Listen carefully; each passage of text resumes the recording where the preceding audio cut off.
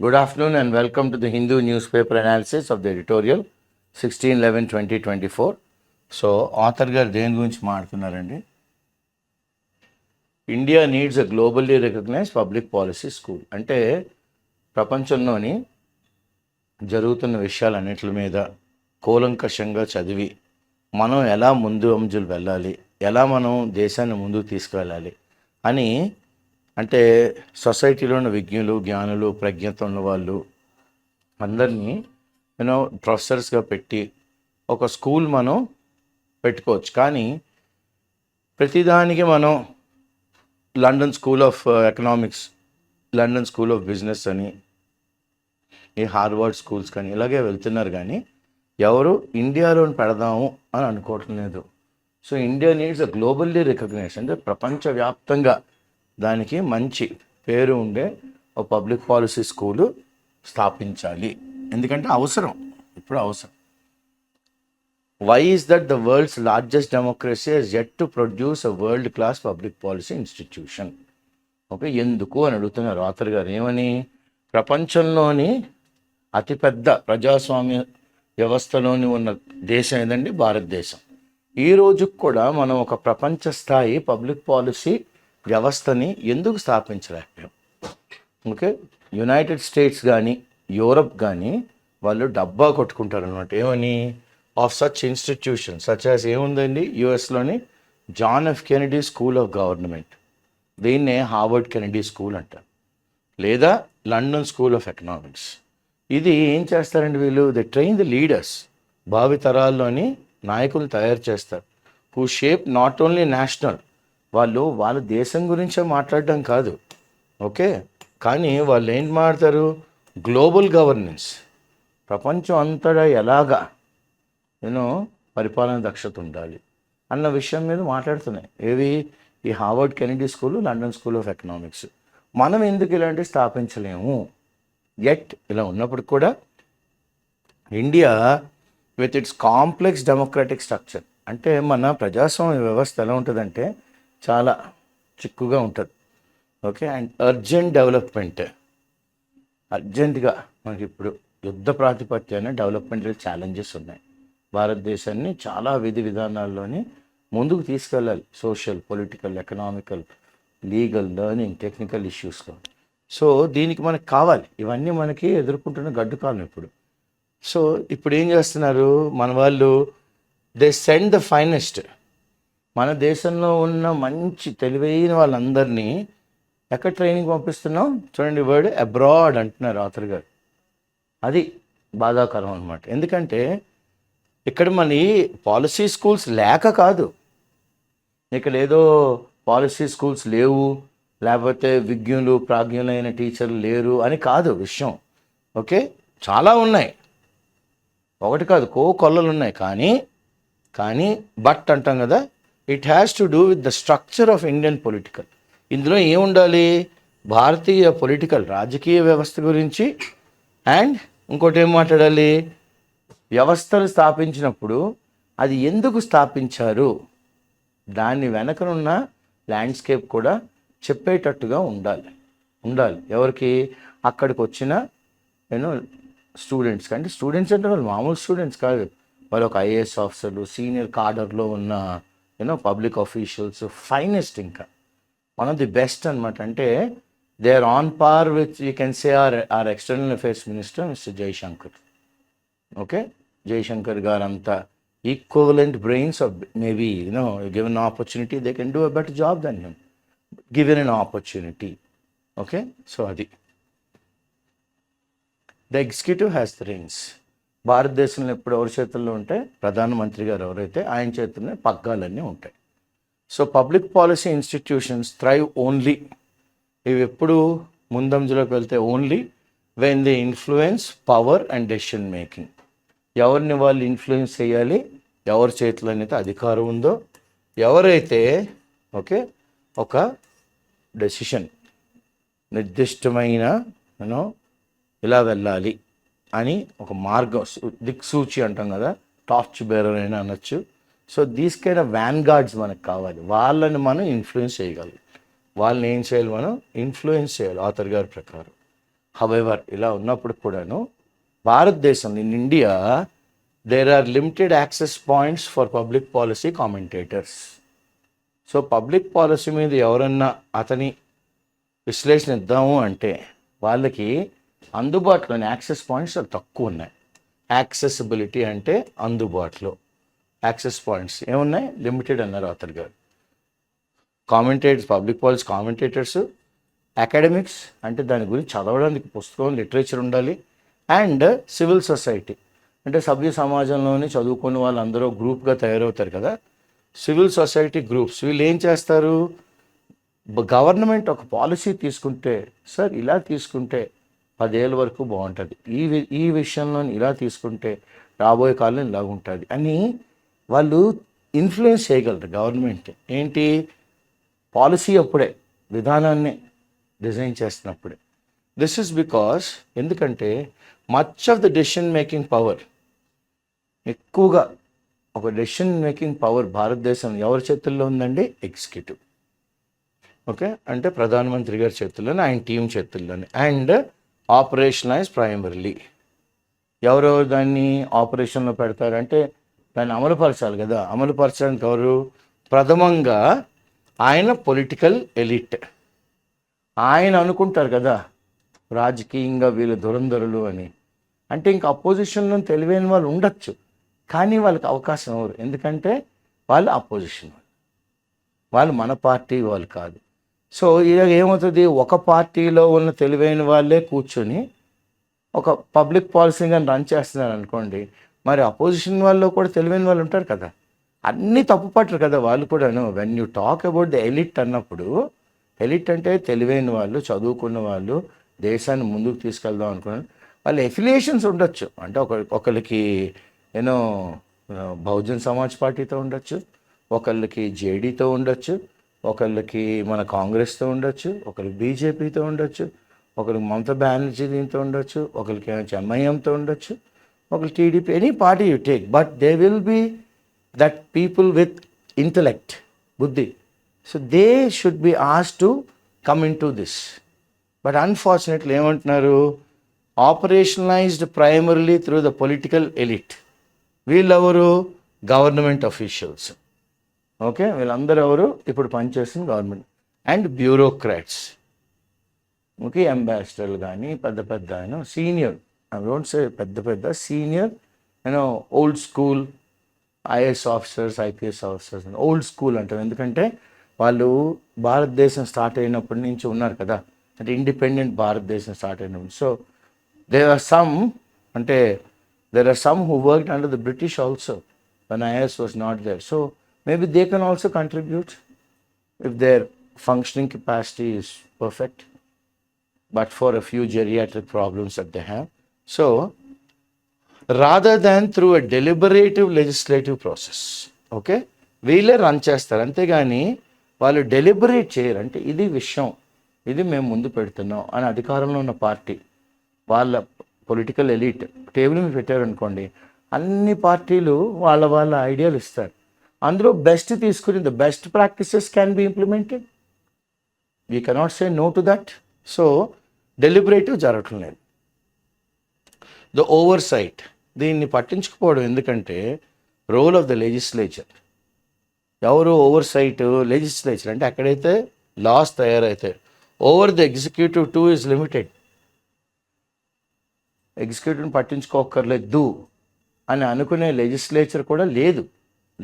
Okay, దాని power కూడా చాలా లిమిట్ చేస్తారు ఎగ్జిక్యూటివ్స్, లీడింగ్ టు ఇక్కడ ఎటువైపు మార్గంలోకి వెళ్తుంది, ఫండమెంటల్లీ ప్రప్రథమంగా డిఫరెంట్ పాలసీ ఎకోసిస్టమ్స్. వాళ్ళు ఒకటి చెప్తారు, ఈయన ఒకటి చెప్తారు, ఈయన చెప్పింది వాళ్ళు చేత చెప్పిస్తారు. సో ఇప్పుడు ఈ పొలిటికల్ వాతావరణం ఎటువైపు వెళ్తుంది, అధికారంలో ఉన్న ఆయన తగ్గట్టుగానే వెళ్తుంది, అంతేగాని దేశాన్ని ముందుకు తీసుకెళ్దాం అన్నట్టుగా అవటం లేదు అని ఆథర్ గారు అంటున్నారు. Okay, ecosystem than in other major democracies. మిగతా వేరే పేరు మోసిన పెద్ద ప్రజాస్వామ్య వ్యవస్థల్లో ఉన్న గవర్నమెంట్స్ కన్నా ఇక్కడ executive is taking the entire control. Okay, యుఎస్లోనైతే ఎగ్జాంపుల్ మనం ఇప్పుడు దేని గురించి మాడతాం, యునైటెడ్ స్టేట్స్లో అయితే కాంగ్రెస్కి పవర్ ఉంది. దేనికి? To craft. వాళ్ళు కావాల్సిన దగ్గర చెక్కుంటారు అనమాట, ఎక్కడెక్కడ they'll tailor whatever is to the needs of the country. So the craft legislation independently, ఎవరి మీద వాళ్ళు ఒత్తిడి ఉండదు, వాళ్ళు independently of the executive of the that creates. అప్పుడు అలాగైతే వాళ్ళకి ఏంటి, ఒక బ్రీదింగ్ స్పేస్ వస్తుంది. ఓకే, ఒక లాటిట్యూడ్ అంటాం. They get that free arming, where they can talk free wheeling all their ideas, brain storming జరుగుతుంది. సో క్రియేట్ స్పేస్ ఫార్ ఎలాంటిది, థ్రైవింగ్ పాలసీ ఈకోసిస్టమ్. ఇప్పుడు ఒక విధానాన్ని తీసుకొచ్చారనుకోండి యుఎస్లోని, అది సర్వైవ్ అవుతుంది. అలాంటి వాతావరణం క్రియేట్ చేస్తుంది యుఎస్. అంతేగాని ట్రంప్ గారు చెప్పిందే ఫైన్లు కాదు. అమెరికాలో అందరు తెలివైన వాళ్ళు చెప్పింది ట్రంప్ గారు ఫాలో అవుతారు. ఎందుకు? ఆయనకు కూడా మాగా అంటున్నారు కదా, make America great again. So ఆ దిశగా అందరూ ఆలోచించండి అంటున్నారు ఆయన కూడా. ఓకే, బేస్డ్ ఆన్ అనాలిసిస్ చేస్తారు, చర్చిస్తారు. అంటే some will play the devil's advocate. Okay, పాలసీని what if this, what if that, what if this అని చాలా తర్జన్ భర్జన్ జరిగి అప్పుడు దాన్ని ఫైనల్ డ్రాఫ్ట్కి తెస్తారు. ఓకే, డిబేట్ చేస్తారు, ఎక్స్పర్టీస్ ఉన్న వాళ్ళని పిలుస్తారు. అయ్యా తమరికి ఇందులోని చాలా కూలంకషంగా చదివారు ఈ విషయం గురించి, తమరేమంటారు అని అందులో ఐడియా ఉన్న వాళ్ళని పిలుస్తారు. విత్ ఈచ్ పబ్లిక్ రిప్రజెంటేటివ్, ప్రతి ఒక్క ఎంపీ కానీ ప్రతి ఒక్క ఎమ్మెల్యే కానీ వాళ్ళు కూడా they providing a possible entry point. వాళ్ళు కూడా వాళ్ళకి తెలిసిన కొద్దిగా అనుకోండి అదేనా కొద్దిగా పెడుతున్నారు కదా. Okay, so possible entry point into the deliberative process. Clear? అంటే ఉడతా భక్తిగా ఆయన కూడా తోచింది ఆయన చెప్తారు, సార్ ఇదండి అని. Oh wonderful, that's a good one అంటారు. కానీ నో వన్ లేరు కదా, because they are representatives of people. So into the entry point వాళ్ళు కూడా ఇస్తారు. ఇందులోకి డెలిబరేటివ్ ప్రాసెస్, దేని మీద అయితే వాళ్ళు డిస్కస్ చేస్తున్నారో. దిస్ డీసెంట్రలైజేషన్ అంటే అంత సెంటర్ చేతిలో ఉంచుకోవడం కాదు, ఢిల్లీ చేతుల్లో ఉంచుకొని మిగతా 28 రాష్ట్రాలకి అలాగ అప్పచెప్స్తారు అనుకోండి. వాళ్ళ ప్రాబ్లమ్స్తో పాటు ఒక policy that is applicable to the whole of India and the states and union territories ఒకటి వస్తుంది కదా కొత్తగా. ఓకే, దిస్ డీసెంట్రలైజేషన్ ప్రాసెస్, ఈ ఎవరికి వాళ్ళు మీ పనులు మీరు చేయండి, అది సస్టైన్ అవుతుంది. ఎలాంటి సస్టైన్ అవుతుంది? Vibrant ecosystem. వైబ్రెంట్ అంటే ప్రతిరోజు ఓకే ఒక కంట్రీ అన్నది దాని వాతావరణం అన్నది మారుతూ ఉంటుంది. ఎందుకంటే ప్రతిరోజు కొత్తదనం వస్తూ ఉంటుంది. రొటీన్ ఇస్ బోరింగ్ కదా. So you should go for variety is the spice of life అన్నట్టుగా. So they will want newness and the youngsters also want newness because they can't work in the old school methods. They bring in, innovative, fresh ideas into how to take the country forward. So, vibrant ecosystem of policy schools, think tanks, ఆలోచించి వాళ్ళు ఒకటి పెడతారు, దాని మీద చర్చగా గోష్ఠి జరుగుతుంది. The best brains who are there will provide info. So, that is food for thought. That will become an action policy. And advocacy groups. ఇలా చేస్తే బాగుంటుంది, ఇట్లా చేస్తే బాగుంటుంది, ఇట్లా వెళ్తే బాగుంటుంది అని అడ్వకేసీ గ్రూప్స్ ఉంటాయి. ఓకే, దట్ ఇవేం చేస్తాయి? They can secure funding. ఈ పాలసీకి ఎంత ఫండ్ ఇస్తారు, ఇచ్చేవాళ్ళు కూడా ఉంటారు. Okay, and find paying clients. ఈ పాలసీని మీరు అమలుపరచండి అని ఎవరికైనా ఇస్తే వాళ్ళు ఎదురు డబ్బులు ఇస్తారు. Because their analysis and expertise, వాళ్ళు ఇచ్చిన కూలంకషంగా చదివిన విధానాన్ని, వాళ్ళ యొక్క విజ్ఞతని మీనింగ్ఫుల్గా, అంటే ఆషామాషిగా చెప్పారు అంటే ప్రతి word is worth its weight in gold అంటాం. ప్రతి word is worth its weight in gold. Okay, అదేం చేస్తుంది? లా మేకింగ్ వ్యవస్థని ఇన్ఫ్లుయెన్స్ చేస్తుంది. ఎవరైతే ఈ పాలసీని చట్టంగా చేద్దాం అనుకుని వాళ్ళు, అరే వండర్ఫుల్ రా, మనం ఆలోచించిన విషయం వీళ్ళు ఆలోచించి చెప్పారు, దీన్ని మనం అమలు పడతాం. అందుకనే యుఎస్ అంత అగ్రగామిగా ఉంది. ఓకే, ఆథర్ గారి ప్రకారం. కానీ భారతదేశంలోని but in India the centralisation of power within the executive, ఇదంతా ఎక్కడ కేంద్రీకరించి అయిపోయిందని ఎగ్జిక్యూటివ్ చుట్టే ఉంటుంది. Okay, and of party leadership, అధికారంలో ఉన్న పార్టీ లీడర్ ఎవరైతే ఆయన చేతుల్లోనే ఉంటుంది. ఓకే, విదిన్ పొలిటికల్ పార్టీస్, ఆ రాజకీయ పార్టీలే. ఎన్డీఏ అండ్ కూటమి అన్నాం అనుకోండి, అధికారంలో వాళ్ళ చేతుల్లో ఉంటుంది. ఇండియా కూటమికి ఏమి ఇవ్వరు. ఓకే, అది అప్పుడు ఏమవుద్ది, డిమినిషెస్ the influence of these groups. డిమినిషెస్ అంటే తగ్గించేస్తుంది వీళ్ళ యొక్క ప్రభావం. ఓకే, ఇన్ఫ్లుయెన్స్ అంటే ఏంటి, ప్రభావం తగ్గుతుంది.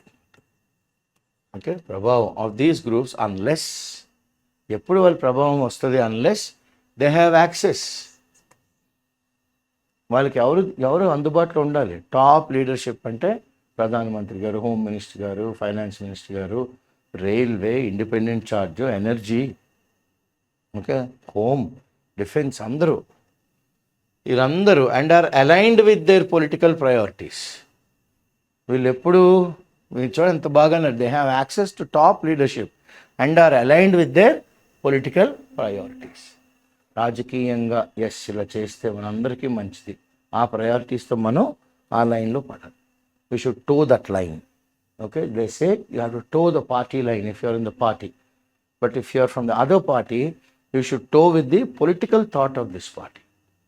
Okay, when you read Immanuel Kant and Harold Lasky and other political thinkers, you will get, okay, so are aligned with their political priorities. The weak formalization of the Indian state, భారతదేశంలోని మన కంట్రీని ఎలాగ మనం స్థాపించాలంటే week formalisation. Okay, further creates, ఇంకా ఏంటి కొత్తగా ఏం చేస్తుంది, ఏ డిస్కనెక్ట్ బిట్వీన్ రాజకీయం వేరు, విధి విధానాలు వేరు. ఓకే, రాజకీయం చేసినప్పుడు చేద్దాం, దేశం కోసం పాలసీ తయారు చేసినప్పుడు అందరం కలుద్దాం అన్న, I can't use the word but I అన్న సంస్కృతి మనం డెవలప్ చేయాలి, మన లీడర్షిప్ డెవలప్ చేయాలి.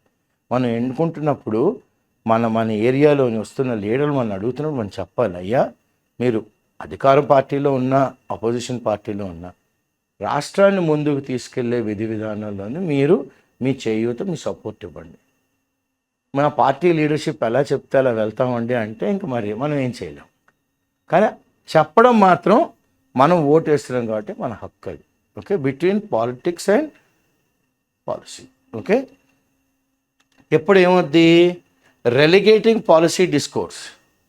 ఇప్పుడు పాలసీ మీద మాట్లాడదాం అనుకున్నప్పుడు అదేమవుద్ది, relegate, put down the order to a downstream role. Relegate అనగానే ఏంటి, కింద పడేస్తాం, downstream role, rather than making it constituent of the larger political platform.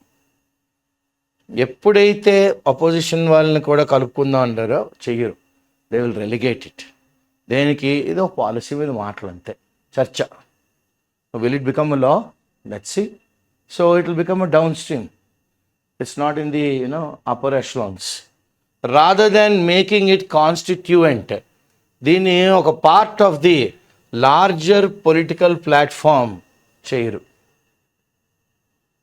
Okay, ఇలా చేస్తే మన పార్టీకి లాభం ఏంటి, నెక్స్ట్ ఎలక్షన్లో మనం వస్తామా? So as they say, leaders look for the next election.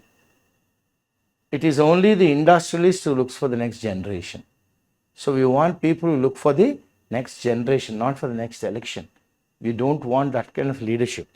Okay? So constituent of the larger political platform. Consequently, తద్వారా ఏమవుతుంది, పాలసీ ప్రొఫెషనల్స్ ఎవరైతే విధి విధానాలని రాస్తారో lack the top tier influence. Top టియర్లో ఉన్న అధికారుల ఇన్ఫ్లుయెన్స్, ప్రభావం వాళ్ళ ఉండదు ఆఫ్ అదర్ కంట్రీస్, వేరే దేశాల వాళ్ళు. India, they work like this, which ever is the government in power, they follow what the government says, that's it, finished. How good it is for the country future tomorrow, that they'll take care. the powers that be will take care. The corridors of power will do the talking అనేస్తారు. Clear? The power factor in where the wind blows. ఎక్కడైతే power ఉంటుందో అటే గాలి వేస్తుంది. Further, influence and decision making is closely tied to who is in power. నేనేమన్నాను ఇందాకలా?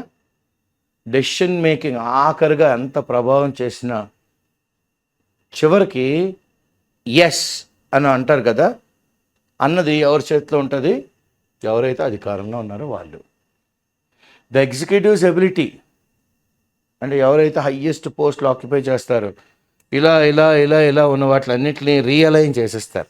They will put everything in the same line. The realign everything. The public sphere అంతటినీ వాళ్ళకి కావాల్సినట్టుగా మార్చేసుకుంటారు. ఎప్పుడు? When power changes hands. వీళ్ళు పోయి వాళ్ళు వస్తే, వాళ్ళు పోయి వీళ్ళు వస్తే, ఎవరు వస్తే వాళ్ళ స్టైల్లోని గవర్నమెంట్ రన్ చేసేస్తారు. Power changes hands is more extreme in India. ఇండియాలోని ఇది చాలా అందరికీ ప్రస్ఫుటంగా కనబడుతుంటుంది, తెలుసు, మాట్లాడుకుంటారు, కానీ ఏమనరు. లాస్ట్ టైం ఆయన ఉన్నప్పుడు ఆయన క్యాస్ట్ వాళ్ళందరినీ తెచ్చుకున్నారండి, ఈసారి ఈయన వచ్చినప్పుడు ఈయన క్యాస్ట్ వాళ్ళని తెచ్చుకుంటారండి, ఈయనకి ఫర్గా ఉన్న వాళ్ళని తెచ్చుకుంటారండి, ఈయనకంటూ ఒక క్వార్టరీ ఉంటుందండి, ఈయనకంటూ ఒక టీం ఉంటుందండి. ఈ వర్డ్స్ అన్నీ వచ్చేస్తాయి. కిచెన్ క్యాబినెట్ ఒకటి ఉంటుందండి, ఆయనకి కావాల్సినట్టుగానే ఆయన తయారు చేసుకుంటారు ఆయన టీంని.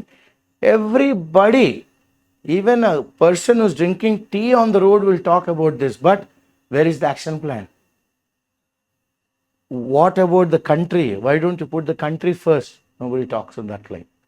Only talks about, చూడండి ఎంత ఓపెన్గా అన్నారు ఆథర్ గారు అయితే, more extreme in India than in more. చాలా ఇన్స్టిట్యూషనలైజ్డ్ చాలా వ్యవస్థలోని ఎక్కడైతే ప్రజాస్వామ్యం ఉందో ఇలా మాత్రం ఉండదు. అంటే ఇంత దారుణంగా మాత్రం ఉండదు అంటున్నారు ఆథర్ గారు. దిస్ క్రియేట్స్, దీనివల్ల ఏమవుతుంది? ఫ్రజైల్. ఎప్పుడు విరిగిపోతుందో తెలియదు, పుట్టుకుమని విరిగిపోతుంది. ఓకే, ఇన్ పబ్లిక్ లైఫ్, ప్రజా జీవితంలోకి వచ్చాం. Where those central to decision making, ఎవరైతే ఎస్ వీళ్ళ వల్లనే ఈ డెసిషన్ తీసుకున్నారు, కెన్ ఫైండ్ దెమ్సెల్వ్స్, ఒక్కసారి they find themselves sidelined, పక్కన పడేస్తారు. ఎప్పుడు? వెన్ రెజీమ్స్ చేంజ్, అధికారం మారంగానే ఈ ఐఏఎస్ టీం వద్దండి, మనం టీం తెచ్చుకుందాం, మనకంటూ ఒక ఐఏఎస్ టీం ఉందండి అంటారు. సో అప్పుడు ఇక్కడ డెసిషన్ తీసుకున్న తెలివైన వాడు అధికారం మారంగానే వాళ్ళ ప్రకారం తెలివైనవాడు కాదు. అది ఎలాగవుతుంది? అవ్వదు కదా, అది ఎలాగవుతుంది? Clear? So you should know that part also. It is not like that అన్న విషయం తెలియాలి. తెలిస్తేనే అప్పుడు ఎస్ ఇదేదో బాగుంది అనిపిస్తుంది. ఇన్ మోర్ ఇన్స్టిట్యూషనలైజ్డ్ డెమోక్రసీస్, ఎక్కడైతే వ్యవస్థల్లోని ప్రజాస్వామ్యం ఉందో, థింక్ ట్యాంక్స్ ఎవరైతే బాగా ఆలోచించి వాళ్ళ బుర్ర ఒక ట్యాంక్ లాగా ఆలోచిస్తుంటాయి అనమాట. అంటే అన్ని ఆలోచనలు ఉంటాయి దేశం కోసం. మీడియా మిత్రులు, news paper, television, social media, అందరూ, సభ్య సమాజం, సివిల్ సొసైటీ గ్రూప్స్, ఇవన్నీ ఏం చేయొచ్చు? కెన్ మెయింటైన్ రిలేటివ్ ఇన్ఫ్లుయెన్స్, అంటే ప్రభావితం చేయొచ్చు రిలేటివ్గా. ఓకే, రిగార్డ్లెస్ ఎవరు అధికారంలో ఉంటే మనకెందుకు అన్న శక్తి వీళ్ళు తెచ్చుకోవచ్చు. విచ్ హెల్ప్స్, ఇలాగానే అయితే ఇది తోడ్పడుతుంది. దేనికి? స్టెబిలైజ్ ద పబ్లిక్ ఇకోసిస్టమ్, పటిష్టం చేస్తుంది. దేన్ని? జనాలకి హర్షించదగ్గే విధి విధానాల్ని మనం ఇంప్లిమెంట్ చేస్తాం కాబట్టి, అలాంటి వాతావరణం తెస్తున్నాం కాబట్టి, అప్పుడు ఎస్ ఇదండి ఇలా ఉండాలి అని అంటారు జనాలు కూడా. These factors are unique to India. ఇవి చాలా రేర్ భారతదేశంలో. ఎందుకంటే among other large democracies, unique to India among other large democracies, చాలా ఇండియాలాగే చాలా పెద్ద ప్రజాస్వామ్య వ్యవస్థలు ఉన్నాయి, కానీ ఇండియాకి మాత్రం చాలా యూనిక్, ఎవరికీ లేదనమాట. జరగదు ఇక్కడ. And demand different approach. So ఇప్పుడు మనకి ఏం కావాలి? We are demanding a different approach. దేనికి? Policy education. అసలు ఒక గవర్నమెంట్ పాలసీని ఎలా చదవాలి, ఎలాగ అసలు దాన్ని ఇంటర్ప్రెట్ చేయాలి, ఎలా దాంట్లో నుంచి ఫైనర్ ప్రింట్ తీసుకోవాలి అన్నది కూడా తెలియాలి. You should understand the fine print whenever there is a policy that is being made. To create a top tier public policy అంటే ఎస్ టాప్ నాచ్. ఐఎం అనగానే ఏ అంటారు, ఐఐటి అనగానే బాంబే అంటారు, okay, science అనగానే Indian Institute of Sciences అంటారు, IISc. So ఇలాగా మనం top tier public policy school భారతదేశంలోని ఉండాలి అంటే మనం ఫస్ట్ డిజైన్ చేయాలి. ఏం డిజైన్ చేయాలి?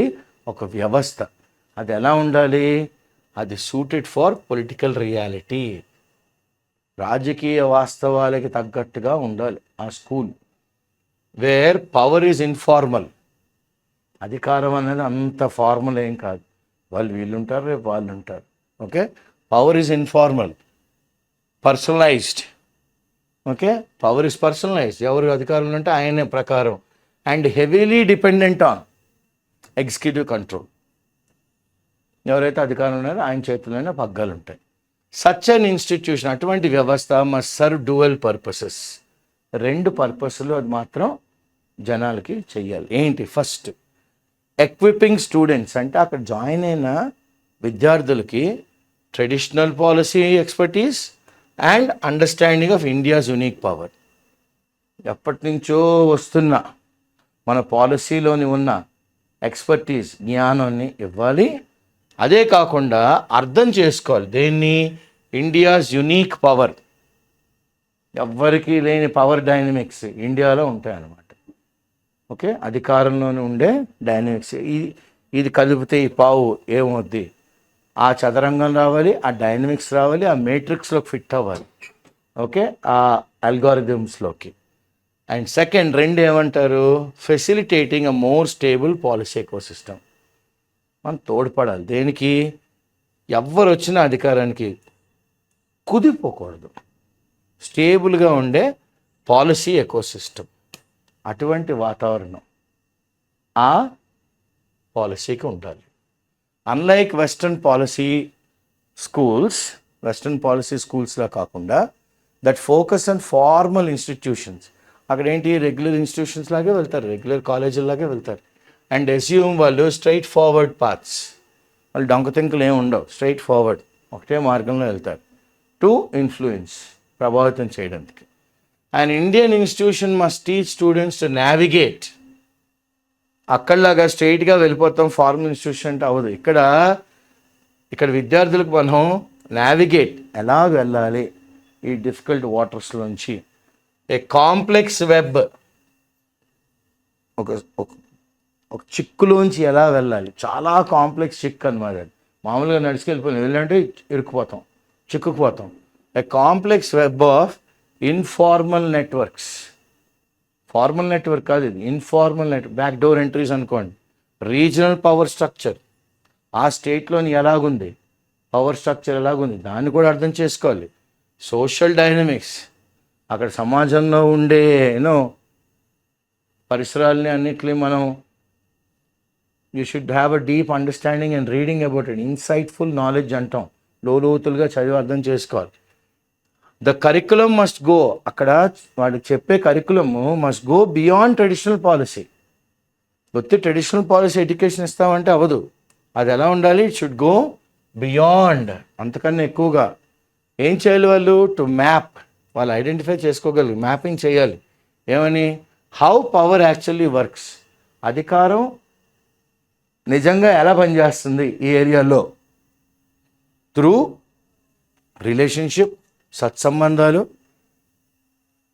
కులం, అగ్ర కులం, మధ్య కులం, చిన్న కులం, ఆఖరి కులాలు, క్యాస్ట్ హైరార్కీ, రీజనల్గా ఆ ఏరియాలో చాలా పెద్ద ఆయన, ఆ ఏరియాలో చాలా పలుకుబడి ఉన్నాయన, చాలా డబ్బు ఉన్నాయన, బాగా చదువుకున్నాయన. So regional elite, grass root movements, అంటే బలహీన బడుగు వర్గాలు వాళ్ళు చేసే మూమెంట్స్ కూడా మనకు అర్థం చేసుకోగలగాలి. గ్రాస్ రూట్ లెవెల్లో ద లోయెస్ట్ స్టాటాలో జరుగుతున్న మూమెంట్స్ కూడా జరగాలి. స్టూడెంట్స్ నీడ్ టు లెర్న్, విద్యార్థులు not just policy theory, policy అనేది చదువు కాదు, బట్ ఆల్సో ఏం చదవాలి వాళ్ళు? How to be effective in a system. వాళ్ళు చాలా ఎఫెక్టివ్గా ఉండాలంటే వెళ్ళారంటే they should be like a knife through butter, కోసుకెళ్ళిపోవాలి సన్న స్మూత్గా. Effective in a system where power is opaque. అధికారం అనేది చాలా అంధకారంలో ఉందన్నమాట, అంత క్లియర్గా ఏం కనబడదు వాళ్ళకి. అండ్ అన్ఈవెన్లీ డిస్ట్రిబ్యూటెడ్, వీడి దగ్గర ఉందా వాడి దగ్గర ఉందా మనకు తెలియదు. ఒక అన్ఈవెన్లీ డిస్ట్రిబ్యూటెడ్ వేర్ ఐడియలిజం అంటే ఇలాగ పర్ఫెక్ట్గా ఇలాగ ఉండాలి పూర్ణ పురుషుడు అన్నట్టుగా ఐడియలిజం మస్ట్ మీట్ ప్రాగ్మటిజం. ప్రాక్టికల్గా ఉండాలి, ఐడియల్గా కనబడాలి. Idealism must meet pragmatism and the ability to adapt local conditions. ఈ ఐడియలిజం ప్రాగ్మటిజంగా ఉండి లోకల్ కండిషన్స్కి తగ్గట్టుగా అవలంబించుకోవాలి. Local conditions to create real change. అప్పుడు నిజమైన మార్పు వస్తుంది. అలాంటి పబ్లిక్ స్కూల్లో ఉండాలి వీళ్ళు. మోస్ట్ ఇంపార్టెంట్లీ ప్రప్రథమంగా to truly train development leaders. మనం కానీ నిజంగా డెవలప్మెంట్ లీడర్స్ని ట్రైన్ చేసి తయారు చేద్దాం అనుకుంటే, who want to do good for the country, దేశానికి మంచి చేద్దాం అనుకుంటే, the school must select.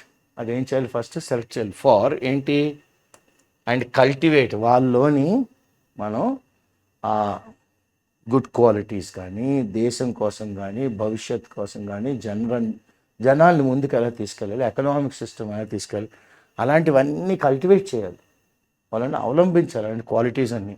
Empathy, అయ్యో నా దేశ జనాలు ఇలా ఉన్నారు అని ఫీల్ అవ్వాలి వాళ్ళు.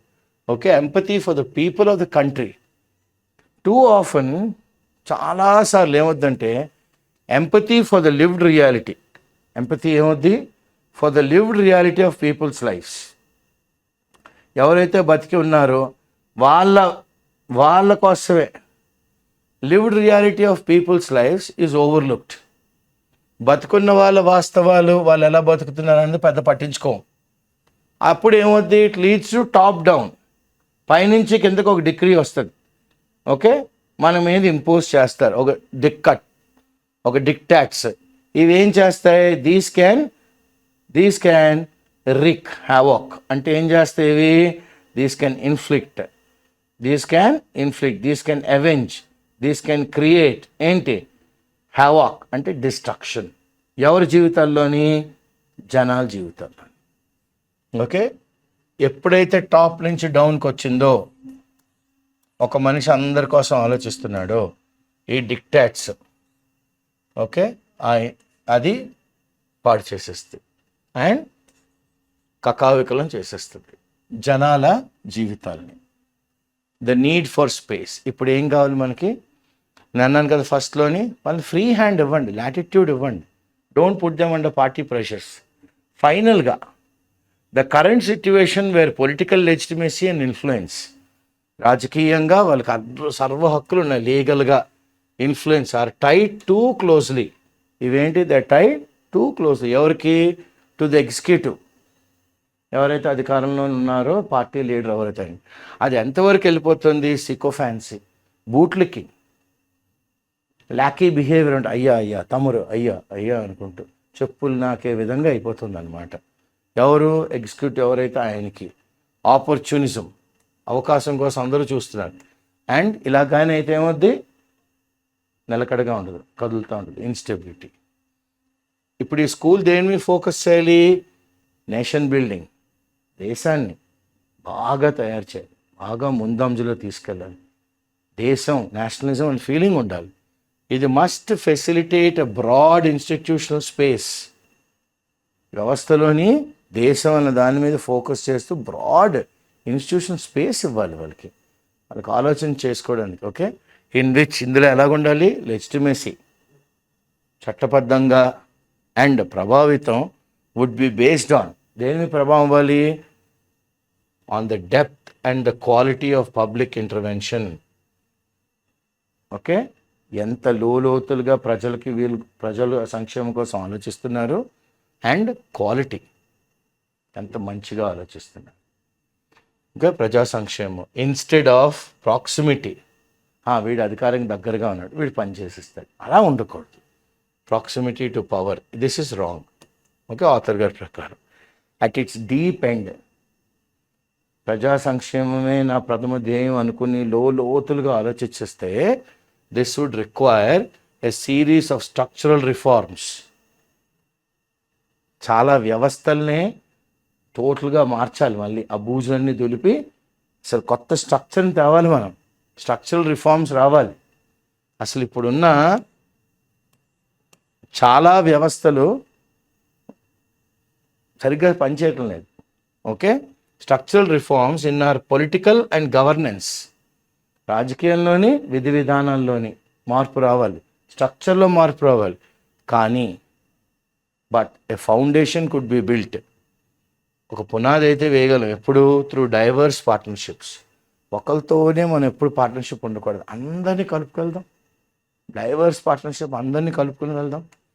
Okay, divorce partnerships and the identification of, మనం ఫస్ట్ దేన్ని మనం ఫోకస్ చేయాలి, ఐడెంటిఫై చేయాలి? Nation buildings. దేశాన్ని వాళ్ళతో పాటు తీసుకెళ్లే వాళ్ళని మనం చూసుకోవాలి. నేషన్ బిల్డర్స్ అక్రాస్, మళ్ళీ చెప్తున్నాను చూడండి ఆథర్ గారి ప్రకారం, పొలిటికల్ స్పెక్ట్రమ్. మన పార్టీ వాడే కాదు, ఏ పార్టీ వాడైనా నేషన్ బిల్డర్ అన్న ఆలోచన ఉంటే he is a driver to take the nation forward. Come on, be part of the public policy school అని పిలవాలి వాళ్ళని. Okay, across the political spectrum and sectors. ఏ సెక్టార్లో ఉంటేనేంటి, ఏ పార్టీతో ఉంటేనేంటి, మనకు కావాలి దేశాన్ని ముందుకు తీసుకెళ్ళాలి. Such a network cutting across politics. ఇలాంటి తాళ్ళతో కానీ మనం ఓ నెట్వర్క్ బిల్డ్ చేస్తే, ఓకే, ఇలాంటి వైరింగ్తో కానీ మనం నెట్వర్క్ బిల్డ్ చేస్తే, రాజకీయం అన్నది పక్కన పడేసి, పార్టీ అన్నది పక్కన పడేసి, ఈ ఐఏఎస్ ఆఫీసర్ ఎవరు చుట్టం, ఆ ఐఏఎస్ ఆఫీసర్ ఈయన చుట్టం, ఈ బ్యూరోక్రసీని పక్కన పడేస్తే సభ్య సమాజం, అకాడమియా, థింక్ ట్యాంక్, మీడియా, ఇవన్నీ ఎలా ప్రొవైడ్ చేయాలండి? ఇన్ డెప్త్, లోతులుగా ఎక్కడి నుంచి లాక్కు రావాలి, లోతులుగా ఆలోచిస్తే, యాజ్ వెల్ యాజ్ ఆపర్చునిటీస్, అవకాశాలు, ప్రభావితం చేసే వాళ్ళకి ఇన్ఫ్లుయెన్స్ అండ్ కొలాబరేషన్, 4-5 కలుపుకొని అక్రాస్ ఆల్ రూల్స్. ఎవరు అధికారంలో ఉంటేనేంటి, వాళ్ళు దేశం బిల్డింగ్ అయితే చాలు, రండి మాకు హెల్ప్ చేయండి, తోడ్పడండి, ఈ పాలసీ మీద మీరు ఏమంటారు అన్న చర్చా గోష్ఠి పెట్టాలి అని ఆథర్ గారు అంటున్నారు. By creating this non partisan, ఇటువంటి ఎటువైపు మగ్గు చూపెట్టని ఒక గ్రూప్ని తయారు చేస్తే, యట్ పొలిటికల్ ఏవే, రాజకీయంగా వాళ్ళకి అన్నీ తెలియాలి, సొసైటీ పరంగా అన్నీ తెలియాలి వాళ్ళు. ఓకే, అంటే వాళ్ళ ఏరియాలో అందరికీ అన్నీ తెలియవు కదా. Even the best of people don't know many things, even the best of men can't do everything. Okay, so yet political aware, రాజకీయంగా మాత్రం వాళ్ళు అవేర్గా ఉండాలి. వాళ్ళకి కాస్త స్పేస్ ఇవ్వాలి టు వర్క్ ఫ్రీలీ. ప్రభావితం చేయకూడదు, ఇన్ఫ్లుయెన్స్ చేసి అయిందా అలా ఉండకూడదు. ద ఇన్స్టిట్యూషన్ కుడ్ నర్చర్, అప్పుడు అది ఏం చేస్తుంది? పెంచుతుంది. ఎవరిని? Development professionals who maintain relevance. వీళ్ళు ఏం మాట్లాడుతున్నాం, ఏం చేస్తున్నాం, దేశాన్ని ఎలా ముందుకు తీసుకెళ్తున్నాం, పీపుల్ మెయింటైన్ అన్ని ఏరియాస్ గురించి మాట్లాడతారు. దే మెయింటైన్ రెలవెన్స్ డిస్పైట్ అధికారంలో ఈ పార్టీ ఉందా, ఇంకో పార్టీ వచ్చిందా, ఎవరు వస్తేనేంటి మనకు అనవసరం. ఏ పార్టీ వచ్చినా దేశాన్ని ముందుకు తీసుకెళ్ళాలనే మాట్లాడాలి. పబ్లిక్ పాలసీని మాత్రం, ఈ స్కూల్ని మాత్రం ముట్టుకోండి. This would create more stable channels. ఇలాగ కానీ అయితే, ఓకే, కుదుట లేకుండా మంచిగా స్టేబుల్గా ఉండే ఒక ఛానల్, ఒక మార్గాన్ని తయారు చేస్తుంది. దేనికి? For policy input. అరే, ఈ పబ్లిక్ పాలసీ స్కూల్ నుంచి ఈ పాలసీ వచ్చింది, అమలుపరచండి. ఎందుకు? అందరూ దేశం కోసం ఆలోచించే వాళ్ళే, పార్టీ పరంగా కాదు అన్న వాళ్ళే అందులో ఉన్నారు కాబట్టి. Improving the quality of public debate. ప్రజల్లో వచ్చి కూర్చుని వాళ్ళు మాట్లాడారు అనుకోండి, చర్చా గోష్ఠి, any time we are ready for the discussion on this topic అంటూ ఉంటారు కదా రాజకీయ నాయకులు.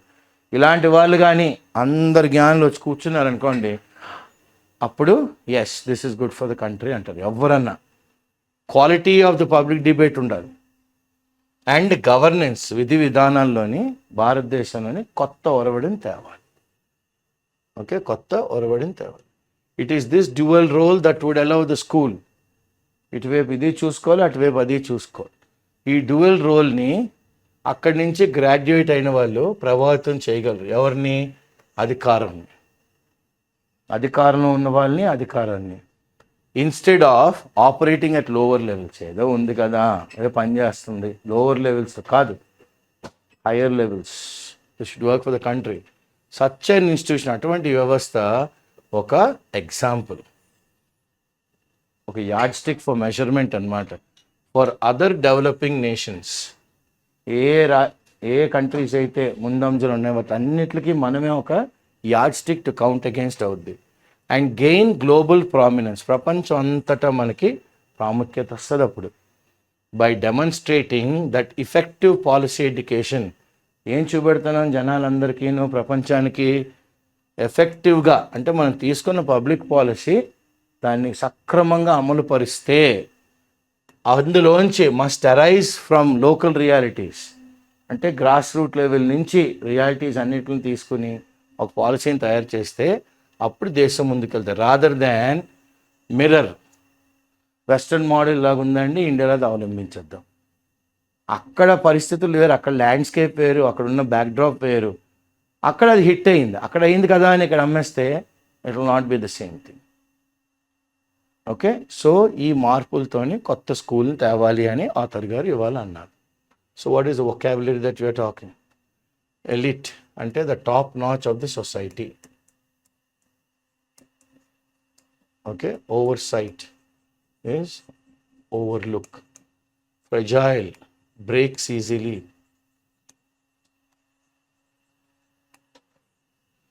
opaque, does not allow light to pass through, does not allow light to pass through. Idealism, role models of perfection.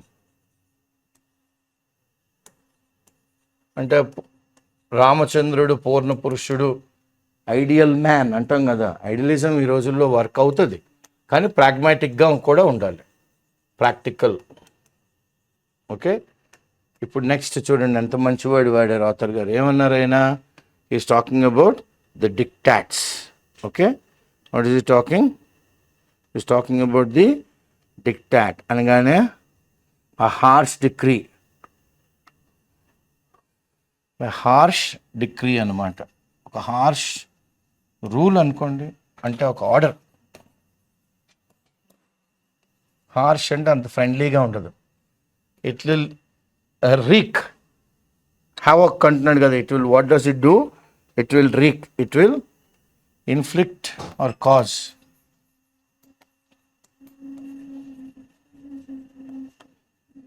Havoc, destruction.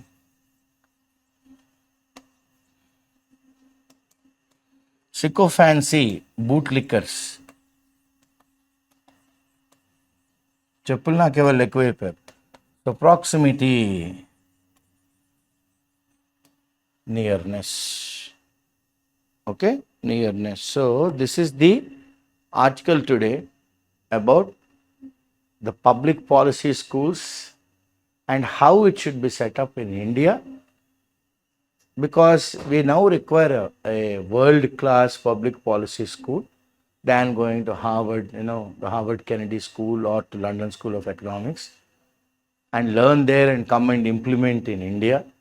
Why not have one that is on par or maybe better than what those schools are? Because we have the brains in India.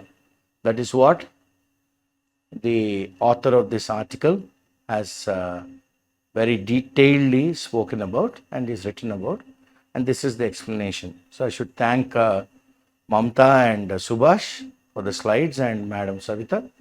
At the same time, my friend Shankar for recording these classes for you. I am Srinivas Pulyapudi. With the patronage and encouragement of IAC Hyderabad chairman, we get these classes for you. Any kind of suggestion, feel free to post it so that we will provide these classes for you on a better scale. Thank you. Happy weekend.